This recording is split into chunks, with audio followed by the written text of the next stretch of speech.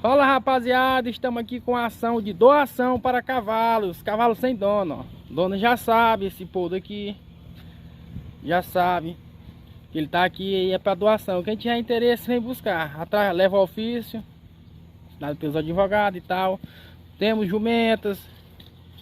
Isso aqui são os cavalos que ficam nas rodovias aí, na rua. Aí foram tirados para evitar acidentes, esses negócios aí. Tem um ali da orelhinha quebrada. Olha esse peste que é morder. É o raqueiro.